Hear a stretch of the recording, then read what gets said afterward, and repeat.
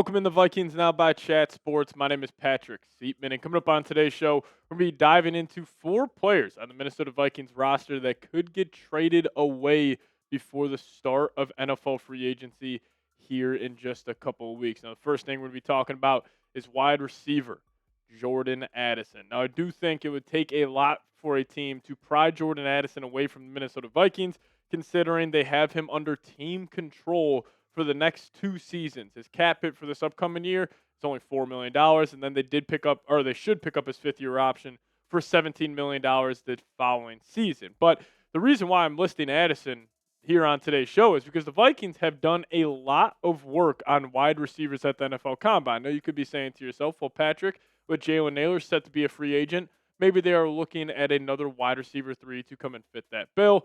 And I would kind of argue, well, wouldn't you think that the guy that they drafted last year in the 3rd round, Ty Felton, should be able to fit that bill? I think they might be looking for a wide receiver 2 potentially. And the 2 meetings they have so far are actually 2 receivers I am a massive fan of.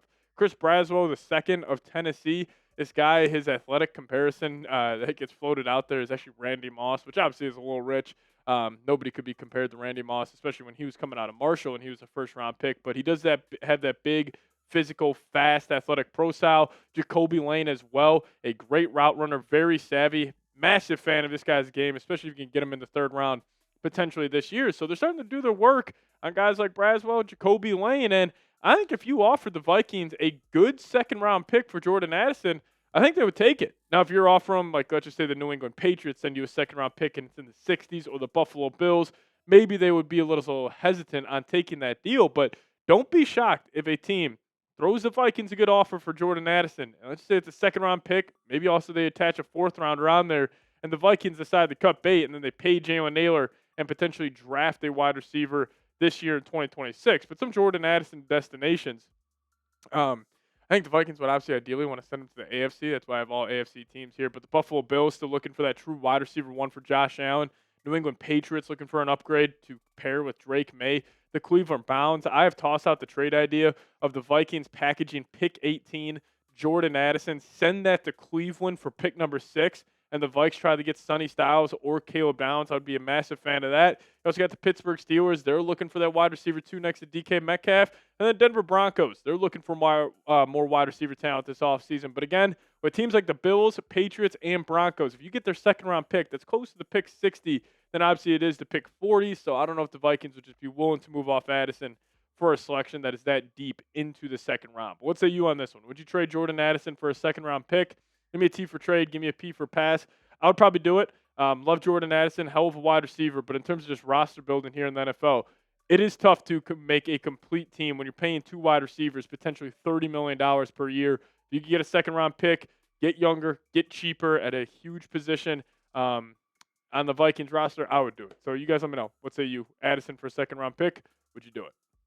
All right, number 2 here. We're going to be talking about Javon Hargrave. Now, Javon Hargrave, I also think it's probably likely that he ends up getting cut from the Minnesota Vikings. But Jordan Schultz did put out this report saying that the Vikings have had trade talks with teams regarding 2-time Pro Bowl defensive tackle Javon Hargrave. Said he started 15 games last season and had 3.5 sacks in his first season with Minnesota. Now, flatly, Javon Hargrave just isn't a good scheme fit with Brian Flores' defense.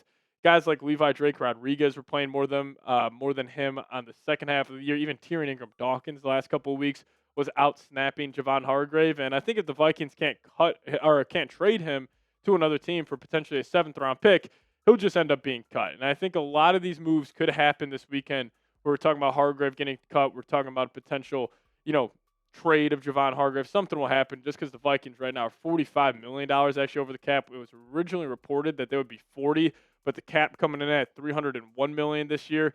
Vikings are actually have to clear up $45 million at least. Probably have to clean up maybe even $60, $70 million this year. So a guy like Hargrave would be a likely option. But reports coming out from Indy and the scouting combine that the Vikings are expected to cut not Javon Hargrave, but actually Jonathan Allen. Now, looking financially for Jonathan Allen, it doesn't make too much sense for the Vikings to cut him. You save a little bit, but not nearly as much as Javon Hargrave. But I thought that was interesting. Another bad scheme fit with Brian Flores' defense is Jonathan Allen at the defensive tackle position. But hearing about Hargrave potentially getting traded, Jonathan Allen potentially getting cut, like, thank God for Jalen Redmond.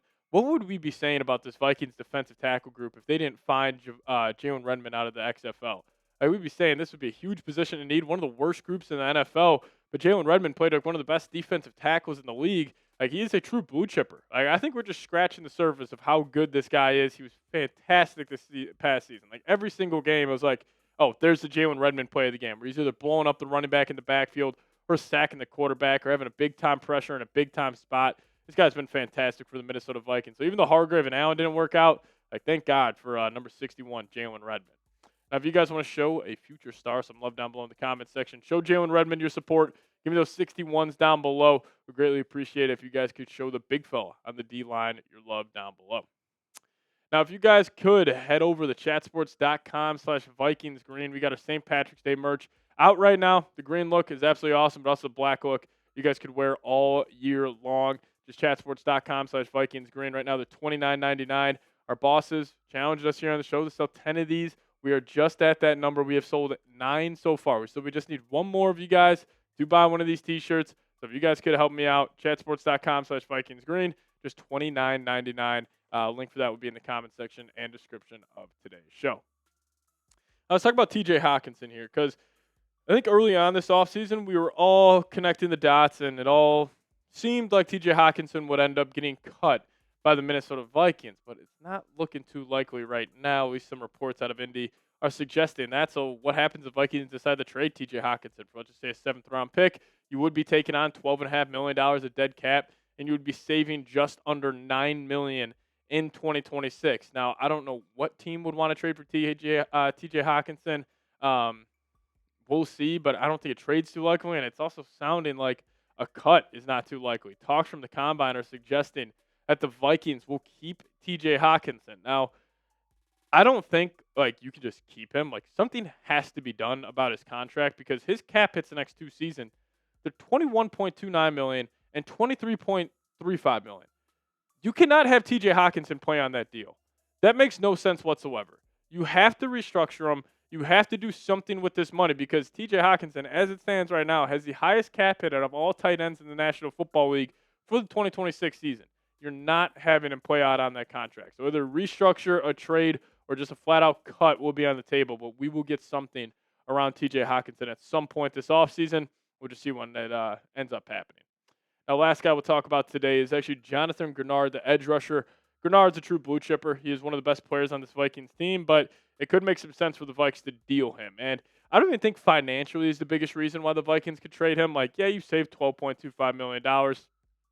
That's a good number, but with the contracts he's on of $22 million per year, like, I think that's a steal of a deal.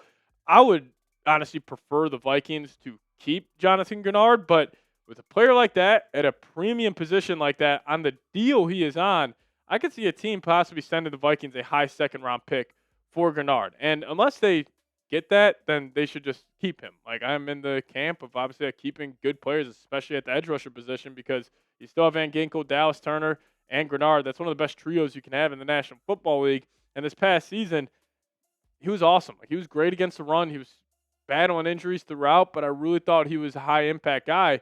Now, I say all that to say this, like, Dallas Turner, you eventually have to make him a full-time starter, because we saw Dallas Turner pop the second half of the season.